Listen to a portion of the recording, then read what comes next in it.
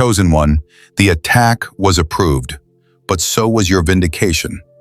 Have you ever wondered why the attack on your life felt so precisely timed? Why it didn't just wound you, but exposed conversations, shifted alliances, and revealed hidden motives? What if I told you that what was approved in the spirit was not just the attack, but the exposure it would trigger? And what if your vindication was written into the same decree? Number one, the attack was permitted to reveal what could not be hidden. God says, "I did not allow the pressure to destroy you. I permitted it to uncover what could not stay concealed any longer." Chosen one, you thought you were being targeted. You thought the betrayal, the silent treatment, the smear campaign, the sudden opposition was random. But heaven does not move randomly. The attack was not a mistake. It was a revelation mechanism. What they meant to use as a weapon became a spotlight. You were too discerning to be manipulated quietly, too anointed to be undermined silently. So the only way hidden agendas could surface was through tension. The friction forced masks to slip.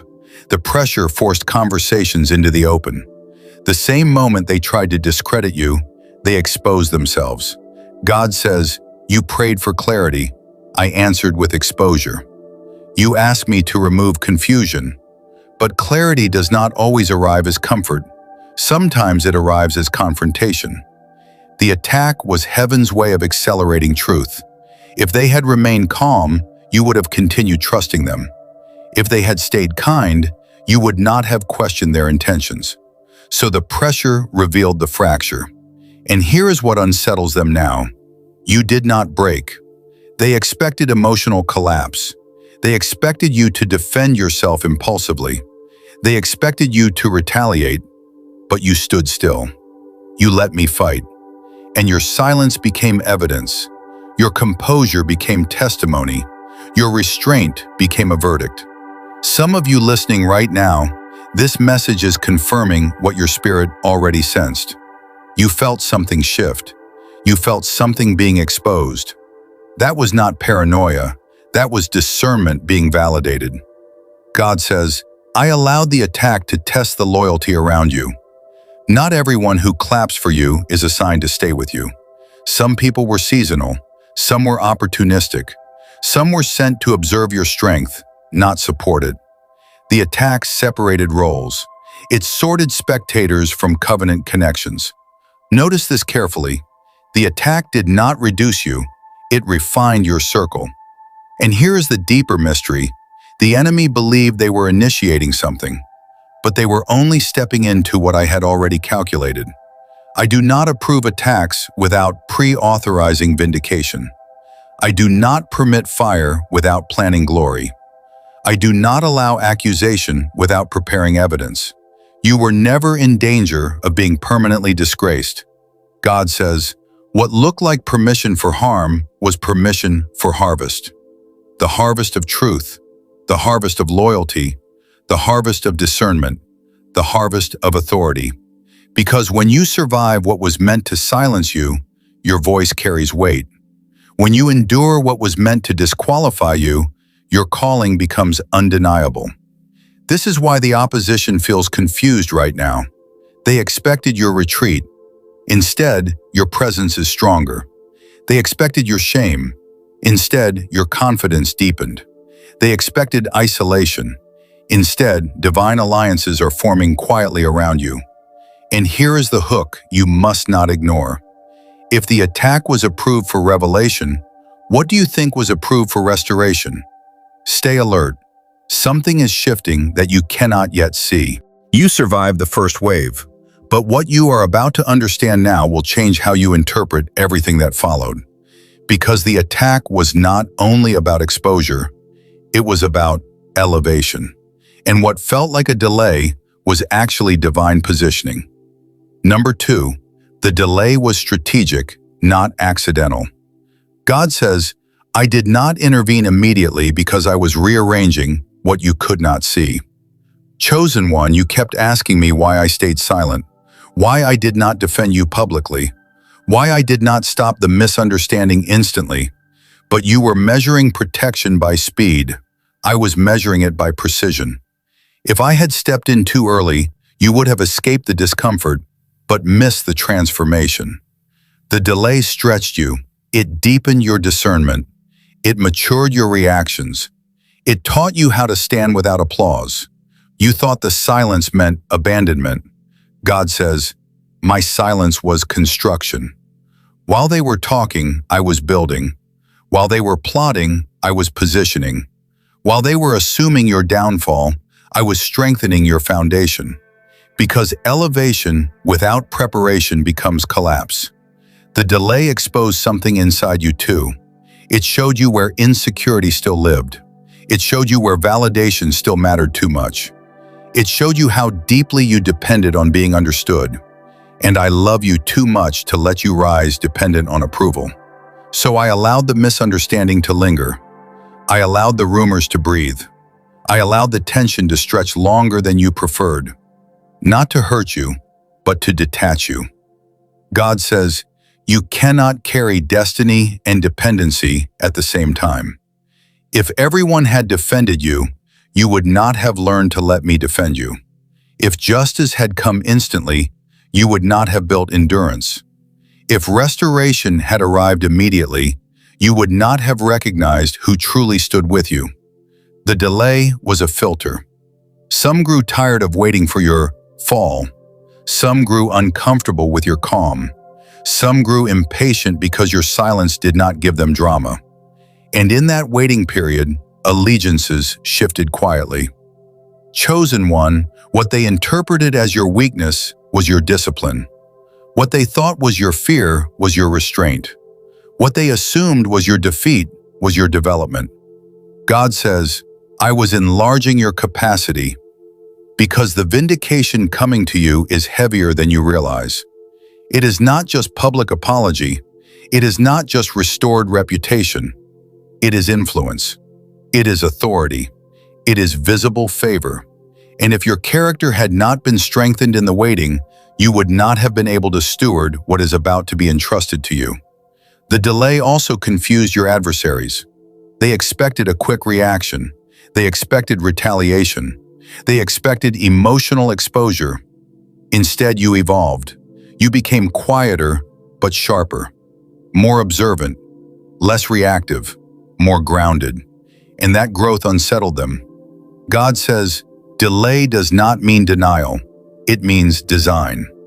There are legal things happening in the unseen realm, conversations shifting in rooms you have never entered, hearts being convicted without your involvement, evidence surfacing without your effort. You thought nothing was happening. Everything was happening. This is why you must resist the urge to rush the process now. Do not sabotage the strategy by forcing outcomes. Do not demand explanations before their time. Do not expose what I am still unfolding, because here is the deeper layer. Vindication is sweetest when it is undeniable, and what I am orchestrating will be undeniable. They will not be able to say you manipulated it. They will not be able to say you begged for it. They will not be able to say you engineered it. God says, when I vindicate you, even your critics will have to acknowledge it. But here is what you must ask yourself now. If the delay was positioning you for elevation, what level am I preparing you for? Because elevation changes atmosphere. Elevation changes access. Elevation changes perception.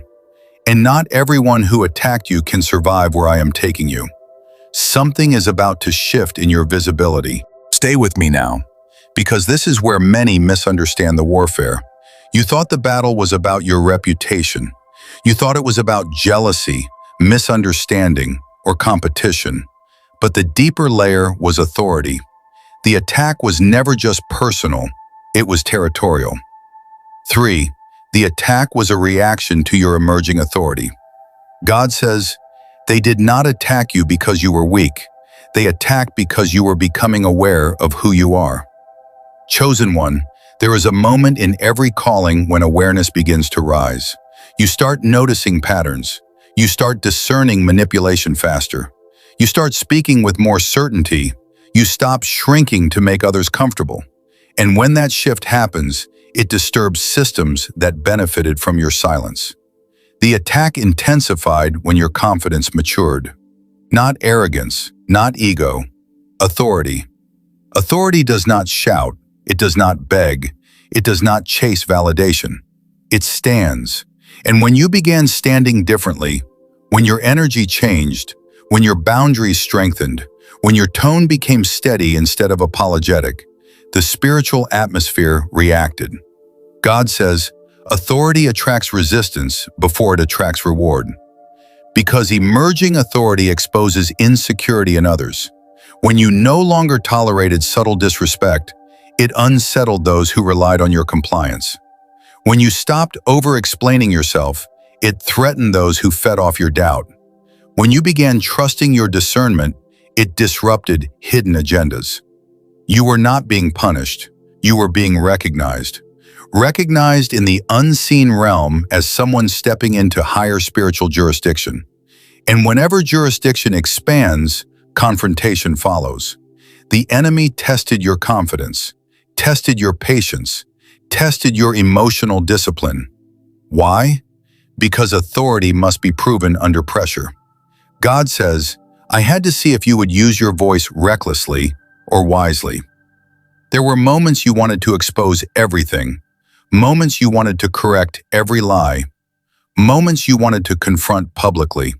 And you could have, but restraint strengthened your rank. Silence is not weakness when it is strategic. You were learning the difference between defending ego and protecting destiny. And here is what many missed. While they were trying to reduce your influence, you were growing internally. Your spiritual discernment sharpened. Your emotional intelligence deepened. Your reactions slowed. You began observing instead of absorbing. That is authority forming. God says, I was teaching you how to rule your emotions before ruling environments. Because the level you are approaching requires emotional governance. If small opposition still controlled your mood, larger influence would overwhelm you. If minor betrayal still destabilized you, major responsibility would crush you. So the attack was a training ground. You were being upgraded. Notice this carefully. The same people who underestimated you are now watching you differently. They sense the shift. They feel the steadiness. They cannot provoke you the way they once did. And that unsettles them more than any argument would have. Your calm became intimidating. Your focus became intimidating. Your detachment became intimidating. God says, you are no longer reacting from wounds. You are responding from wisdom. That change is irreversible. And here is the prophetic truth you must understand. Authority does not come after vindication. Authority precedes it. You had to grow into the version of yourself that could carry the public correction that is coming. Because when vindication arrives, visibility increases. And visibility amplifies everything. If you were still insecure, you would mishandle it. If you were still reactive, you would distort it. If you were still craving approval, you would compromise it. But you are steadier now, and that steadiness is evidence. Some of you feel this confirmation deep in your spirit right now. You know you are not the same person you were 6 months ago. You do not argue the same. You do not chase the same. You do not tolerate the same. That is not coincidence. That is formation. God says, the attack forced you into your next level. And now the question shifts. If the attack was reacting to your authority, what happens when I publicly acknowledge it? Because recognition from heaven precedes recognition on earth. And something is aligning that will make your growth undeniable. Are you ready to hear what vindication will actually look like? Lean in closely, because what I am about to reveal will reframe everything you thought vindication meant. You imagine vindication as an apology, as public acknowledgement, as people admitting they were wrong. But my ways are higher. What I have prepared for you is not small correction. It is visible compensation. Number 4, your vindication will be visible, measurable, and undeniable. God says, I do not clear my chosen quietly when their humiliation was loud. Chosen one, the attack was public in energy, even if it was whispered in rooms. The doubt around your name had volume. The suspicion had movement. The tension was felt. So when I restore you, it will not be subtle. But understand this, vindication is not revenge. It is revelation. It is the moment where outcomes speak louder than accusations. They tried to question your integrity. I will establish your credibility. They tried to limit your influence. I will expand your reach. They tried to isolate you. I will surround you. God says, what they attempted to shrink, I will amplify. And here is the mystery. Your vindication will not come through confrontation. It will come through elevation. While they are still analyzing the past, I will be accelerating your future. Opportunities will appear that seem unrelated to the attack, but they are directly connected. Doors will open that bypass the very people who tried to gatekeep you. Favor will locate you without your striving. That is vindication, because true vindication shifts position. You will not need to argue your worth. Your environment will begin affirming it. Invitations will increase. Respect will increase. Authority will increase. And those who once doubted will grow silent, not because you silenced them, but because results did. God says, I will answer accusations with advancement. There is a promotion attached to this season, not just in career, not just in visibility, but in confidence, in peace, in discernment, in stability. You will notice something subtle first, your anxiety decreasing, your reactions softening, your sleep deepening. That is internal vindication, the restoration of your nervous system, the calming of your spirit. Because before I vindicate you externally, I vindicate you internally. I remove the sting. I remove the insecurity. I remove the need to prove. And once you no longer need validation, validation arrives. Chosen one, some who misjudged you will attempt quiet re-entry. They will speak gently. They will test the waters. They will act as if nothing happened. You must use wisdom. Vindication does not require reconnection. God says, restoration of your name does not mean restoration of every relationship. Some doors close permanently for your protection. Some distances were necessary. Some separations were strategic. When I elevate you, not everyone from your testing season will enter your triumph season. And that is mercy. Now hear this clearly. The same God who approved the attack approved the outcome. Nothing was outside my control. Nothing escaped my sight. Every conversation, every misrepresentation, every assumption, documented. And I am a God of records. But my justice is not loud anger. It is strategic reward. You are about to see movement, subtle at first, then undeniable. A shift in perception, a shift in positioning, a shift in atmosphere when you enter rooms. They will not be able to explain why things are aligning for you, but you will know. God says, when I vindicate you, it will feel like acceleration. And here is the hook you must hold on to. If your vindication is measurable, how large must the calling be that required this level of testing? Because I do not test lightly. I do not stretch without reason. I do not allow pressure without purpose. You are closer than you think to visible change. Something is about to happen that will confirm this entire season was preparation.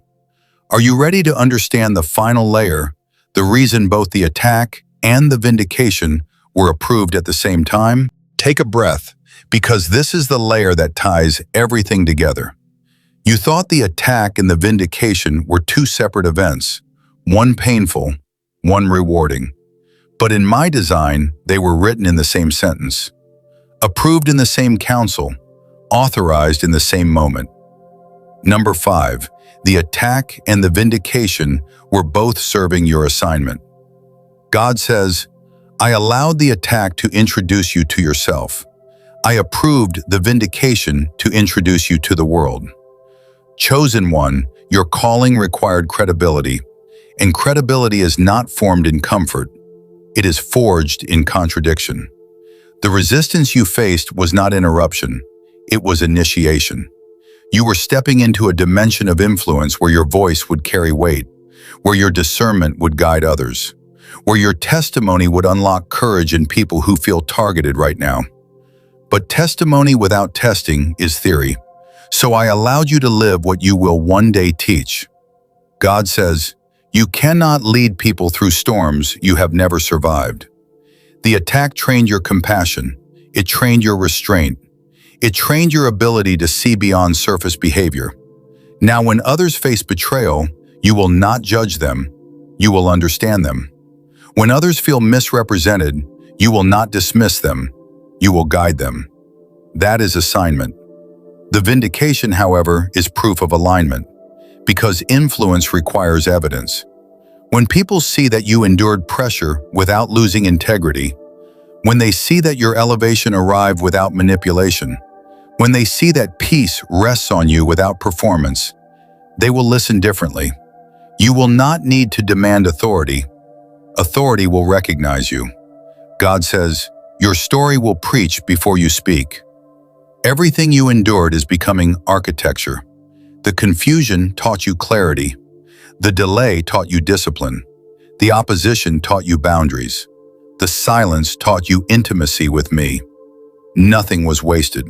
And here is the truth that will settle your spirit. The enemy thought they were weakening you, but they were strengthening your narrative. Because one day, someone will sit across from you feeling exactly what you felt. And your survival will be their confirmation. Your composure will be their blueprint. Your vindication will be their hope. Chosen one, do not minimize what you survived. Do not rush past it as if it was small. It was heavy. It was disorienting. It was lonely at times. But you are still standing. That is evidence. And now the season is shifting. God says, what was hidden is about to surface. What was delayed is about to move. What was questioned is about to be confirmed. There is a divine recalibration happening.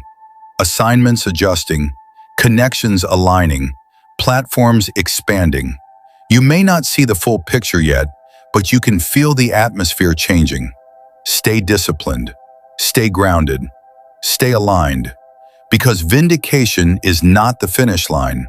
It is the doorway. The doorway into visibility, the doorway into responsibility, the doorway into multiplied impact. Some of you listening feel a stirring right now, a sense that something bigger is unfolding, that this season was too intentional to be random, that the weight you carried had to mean something. It does. God says, I never approve pain without attaching purpose. And here is the final hook you must carry with you. If the attack was approved because of your assignment, and the vindication is approved because of your growth, what dimension of influence am I about to trust you with? Prepare your spirit, because when this shift becomes visible, it will not just silence your critics, it will position you beyond their reach. And when that happens, you will finally understand why both the attack and your vindication were necessary. The season has changed. Walk accordingly.